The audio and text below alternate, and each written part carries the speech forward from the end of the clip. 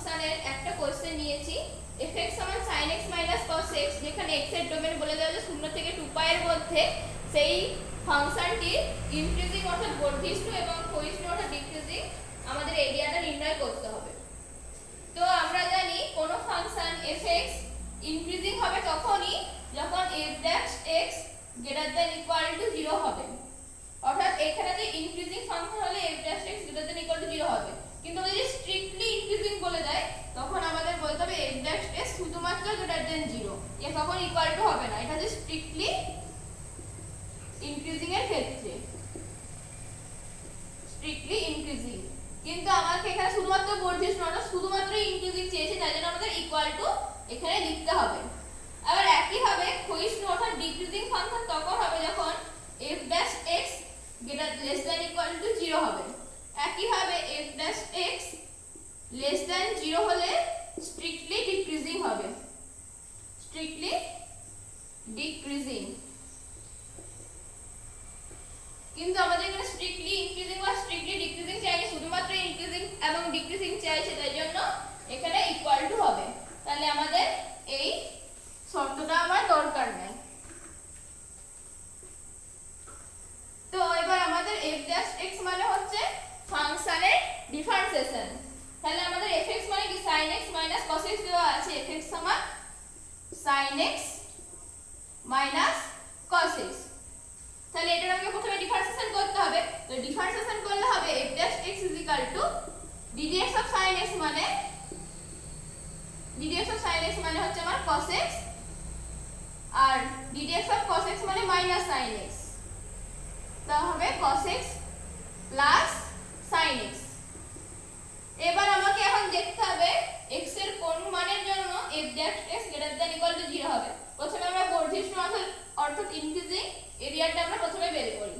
কিন্তু দেখো এখানে f'(x) এর মানটা দুটো ক্রমানুপাত cos আর sin এর হিসাবে বের করানো আছে।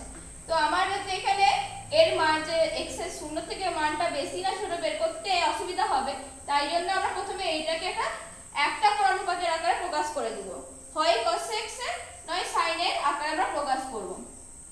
তো আমরা আগে ত্রিকোণমিতি চ্যাপ্টারে করেছি যে a cos x plus b sin x এরকম যদি কোনো ফাংশন বা রাশিমালা দেওয়া থাকে, সেটাকে আমরা একটা ক্রমানুপাতের আকারে প্রকাশ করতে গেলে আমরা এই cos এর সহগ আর এই sin এর সহগ b আর a এর বর্গের সমষ্টির বর্গমূল, অর্থাৎ এখানে cos এর সহগ a তার বর্গ আর sin এর সহগ b তার বর্গের সমষ্টির বর্গমূল, অর্থাৎ √a² + b² আমরা কমন নিই। কমন না নেওয়া গেলেও জোর জবরদস্তি করে আমরা কমন নিই। তাহলে আমাদের দাঁড়াবে a/√a² + b² cos x plus b/√a² + b² sin x। তখন আমরা এই a/√a² + b² কে sin আলফা অথবা cos আলফা ধরে নিই। তখন তার সাপেক্ষে এটা অথবা cos আলফা অথবা sin আলফা বেরোয়, তখন সেটা একটা ক্রমানুপাতের আকারে প্রকাশ হয়ে যায়। আমরা ওই যোগফলকে গুণফলে রূপান্তরের সূত্রগুলোই যৌগিক কোণের সূত্রগুলোই আমরা এরকম দেখেছি যে cos a sin of a + b সমান sin a cos b + cos a sin b। এই সূত্রগুলো ফেললে সেটা একটা ক্রমানুপাতের আকারে প্রকাশ হয়ে যায়। তো আমরা এইভাবেই একইভাবে আমরা এটাকে প্রকাশ করব।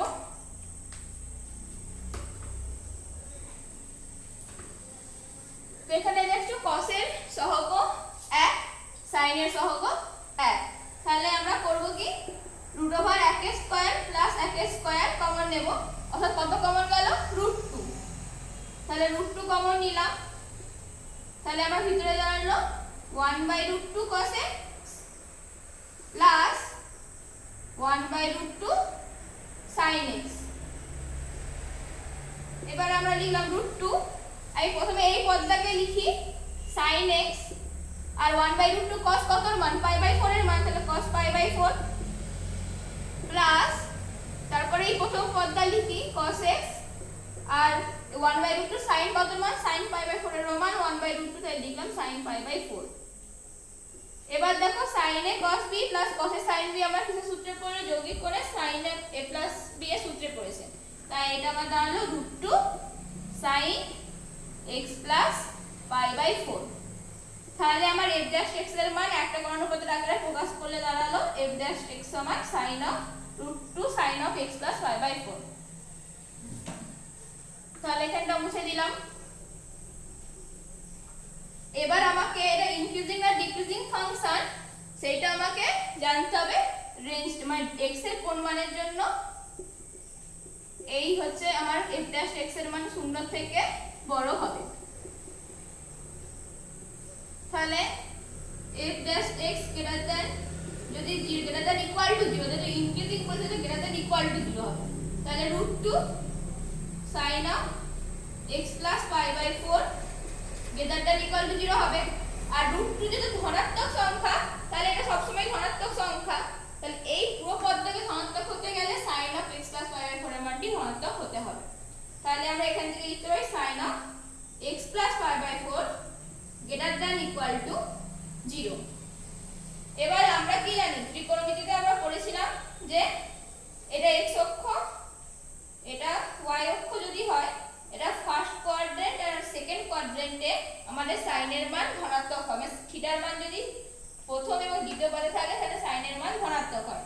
তাহলে আমরা লিখতে এখানে sin থিটার মান কি x plus pi/4 theta is equal to x plus pi/4। তাহলে এই আমরা রেঞ্জটা লিখতে পারি এই থিটার x plus pi/0 less than equal to x plus pi/4 less than equal to pi। এবার আমরা এখান থেকে x এর রেঞ্জটা বের করি। তাহলে x এর রেঞ্জ হচ্ছে আমার কত হবে, pi/4 আমাকে বিয়োগ করতে হবে। তাহলে -pi/4 less than equal to x less than equal to pi minus pi/4 মানে 3pi/4 3pi/4। আবার এটা তো 0 থেকে মানে 0 থেকে pi এর মধ্যে আমার x এর মান ধনাত্মক হয়, আবার pi থেকে 2pi এর মধ্যে আমাদের sin এর থিটার মান যদি থাকে sin এর মান নেগেটিভ হয়। আবার 2pi থেকে 3pi এর মধ্যে যদি থাকে তখন আবার sin এর মান ধনাত্মক হবে। তাহলে 2pi less than equal to x plus pi/4 less than equal to 3pi এটাও লিখতে পারি। এবার আমরা আবার এখান থেকে x এর মান রেঞ্জটা বের করব। তাহলে আমাকে pi/4 আবার বিয়োগ করতে হবে। তাহলে 2pi minus pi/4 less than equal to x less than equal to 3pi minus pi/4। তাহলে এটা ক্যালকুলেশন করলে কত হয়, 8pi minus pi/4 মানে 7pi/4 less than equal to x less than equal to 12pi minus pi 11pi/4। এবার দেখো আমাদের কোশ্চেনে একটা ইম্পর্টেন্ট জিনিস দেওয়া আছে, 0 থেকে 2pi এর মধ্যে হচ্ছে আমাদের x এর মানটা হবে, মানে এই ফাংশনের ডোমেন 0 থেকে 2pi এর মধ্যে। কিন্তু আমাদের দেখো এই দুটো কেস থেকে আমরা পেয়েছি -pi/4 থেকে 3pi/4 আর 7pi/4 থেকে 11pi/4। তাহলে আমাদের x এর মানটা এই পুরো অঞ্চলটা জুড়ে নিতে পারবো না। তো যেমন দেখো এইখানটা আমি তোমাদেরকে বুঝাচ্ছি, এটা আমাদের সংখ্যা রেখা, এটা যদি আমাদের 0 হয় এখানে আমাদের এখানে বলা আছে 2pi, আর এখানে -pi/4 হচ্ছে আমার এখানে 3pi/4 আমার এখানে 3pi/4 7pi/4 2pi এর মধ্যে, কিন্তু আবার 11pi/4 সেটা 2pi এর বাইরে। আমি এখানটা মুছে দিচ্ছি। আমরা জানি f dash x এইটা আমাদের পেয়ে গেছি, আমি এটা ছোট করে লিখে রাখছি একটু। f dash x সমান √2 sin of x plus pi/4 এটা আমার f dash x এর মান। আর এখানে বলছিলাম যে 11pi/4 সেটা 2pi এর 11pi/4 2pi এর বাইরে। কিন্তু আমার যদি x এর মান 0 থেকে 2pi এর মধ্যে হতে পারে, মানে এই অঞ্চল থেকে এই অঞ্চলের মধ্যে আমার হতে পারে।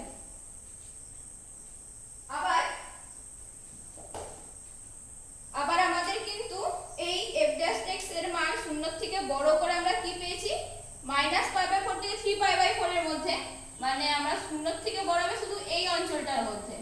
এটা 3pi/4 এটা -pi/4 এই অঞ্চলের মধ্যে আমার এই f dash x এর মান 0 থেকে বড়। আবার এই সেকেন্ড জিনিসটা থেকে সেকেন্ডে এই শর্তটা পেয়েছি এখান থেকে 7pi/4 থেকে 11pi/4 মানে এই অঞ্চলের মধ্যে আমার ধনাত্মক হবে। তাহলে আমরা ধনাত্মক পেলাম এই অঞ্চল আর এই অঞ্চলটার মধ্যে, আর কোশ্চেন আমাকে বলে যাচ্ছে এই অঞ্চলটার মধ্যে আমাকে ধনাত্মক মানটা বের করে দাও। তাহলে আমার এই ওই সংখ্যা রেখাটা দেখছো, এখান থেকে আমরা কি বুঝতে পারি, x এর মান যদি 0 থেকে 3π/4 এর মধ্যে হয় আর 7π/4 থেকে 2π এর মধ্যে হয়, তাহলে x এর মান আমাদের ধনাত্মক হবে। তো হবে x belongs to 0 to 3π/4 union 7π/4 to 2π। কিন্তু আমাদের এখানে যেহেতু বর্ধিষ্ণু বলে দেয়া আছে, অর্থাৎ আমাদের এখানে ইকুয়াল টু করেছিলাম, এখানে ফার্স্ট ব্র্যাকেট না থার্ড ব্র্যাকেট হবে, তাহলে ওখানে সবগুলোই আমাদের থার্ড ব্র্যাকেট হবে। তাহলে 0 থেকে 3π/4 ইনক্লুডিং 0 and 3π/4 and 7π/4 থেকে 2π ইনক্লুডিং 7π/4 and 2π।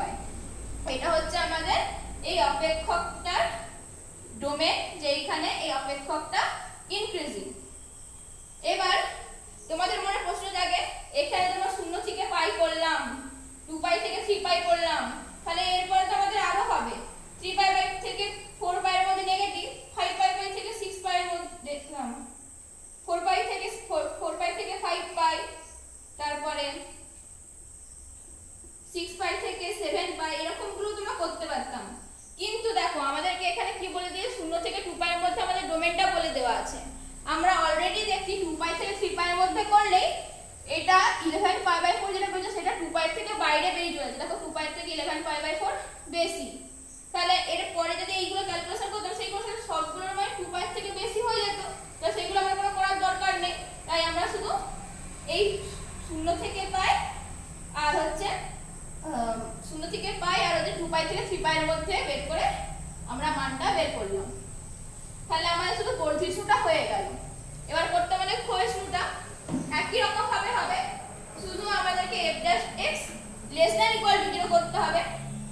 তাহলে করি, আর আমাকে f'(x) এর মানটা আর নতুন করে বের করতে হবে না, f'(x) এর মান √2 sin of x + π/4 আমরা আগেই বের করে রেখেছিলাম।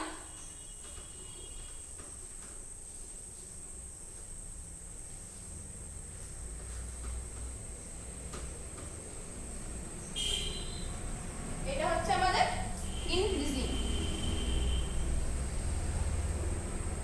এবার f'(x) < (0) করতে হবে।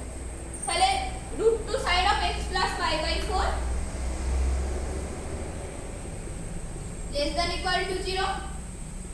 √2 যেহেতু আমাদের ধনাত্মক, তাহলে এই রাশিমানটাকে ঋণাত্মক করতে গেলে আমার এটাকে ঋণাত্মক করতে হবে। তাহলে sin of x + π/4 < 0। এবার আমরা জানি এটা first, second, third, fourth, third আর ফোর্থ কোয়াড্রেন্টে সাইন এর মান নেগেটিভ, থিটা যদি থাকে তাহলে সাইন এর মান নেগেটিভ হবে। তাহলে x + π/4 এখানে কি 0 আর এখানে π, তা π থেকে 2π এর মধ্যে হলে আমাদের থিটার মান যদি π থেকে 2π এর মধ্যে থাকে তাহলে সাইন এর মান নেগেটিভ হবে। আবার একই ভাবে এখানে 2π থেকে এটা 3π, আবার 3π থেকে 4π এর মধ্যে হলে থিটার মান যদি 3π থেকে 2π এর 4π এর মধ্যে থাকে তাহলে আমাদের sin থিটার মান নেগেটিভ হবে। x এর মান এখান থেকে বের করো, π - π/4 3π/4 সরি ইকুয়াল টু হবে। এগুলো সব যেহেতু আমরা ডিক্রিজিং করছি, স্ট্রিক্টলি ডিক্রিজিং করলে কিন্তু ইকুয়াল টু হতো না, যেহেতু শুধুমাত্র ডিক্রিজিং করছে তাই ইকুয়াল টু হবে। তাহলে 3π/4 < x < 2π - π/4 2π - π/4 8π - 7π/4 7π/4। আবার এখান থেকে পাচ্ছি 3π - π/4 মানে 11π/4 < x < 4π - π/4 15π/4। একইভাবে আমাকে ডোমেনটা 0 থেকে 2π এর মধ্যে বের করতে বলেছে, তাহলে আমরা দেখি আবার সংখ্যা রেখাটা নিই। এটা 0, এটা আমাদের 2π। এবার আমাদেরকে 3π/4 0 থেকে 2π এর মধ্যে এখানে এরকম জায়গায় 3π/4 7π/4 2π এর মধ্যে। আবার দেখো এই যে আমি এই শর্তটা করছি, এখানে 11π/4 থেকে 15π/4 দুটোর মানই 2 পাই এর বাইরে। তাহলে আমাদের এটা করার দরকার ছিল না, কিন্তু এটা শুধুমাত্র তোমাদেরকে বোঝানোর জন্য আমি করেছি। মানে এটা আমরা কেন করছি না, কারণ কি আমরা দেখতে পাচ্ছি এটা করলে আমাদের মানটা আমাদের ডোমেন 2 পাই অবধি দেওয়া আছে, তার বাইরে বেরিয়ে চলে যাচ্ছে। তাহলে আমাদের পরের গুলো করার দরকার নাই, আমাদের শুধু 5 থেকে 2 পাই এর মধ্যে হলেই হবে। তাহলে আমাদের কোশ্চেনে বলা আছে 0 থেকে 2 পাই এর মধ্যে আমাকে মান বের করে দাও যেখানে এটা ডিক্রিজিং হবে, আর আমরা পাচ্ছি 3π/4 থেকে 7π/4 এর মধ্যে হলে ডিক্রিজিং হবে। তাহলে এই পুরোটাই আমার 0 থেকে 2 পাই এর মধ্যে পড়ে যাচ্ছে। তাহলে x belongs to 3π/4 7π/4 হলে আমাদের এই fx ফাংশনটি ডিক্রিজিং হবে। আর যদি ইকুয়াল টু করে দিলে 3π/4 আর 7π/4 দুটো ইনক্লুড হবে, তাই জন্য থার্ড ব্র্যাকেট দেওয়া হয়েছে। অতএব এইখানে ফাংশনটি ডিক্রিজিং হবে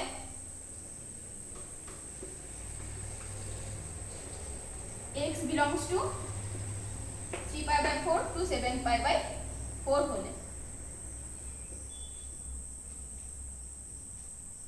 তাহলে আমাদের পুরো কোশ্চেনটা হয়ে গেল। বর্ধিষ্ণু আর ক্ষয়িষ্ণু অঞ্চল দুটো বের করতে হবে, যেটা ইনক্রিজিং আর ডিক্রিজিং ফাংশনের জন্য x এর মান।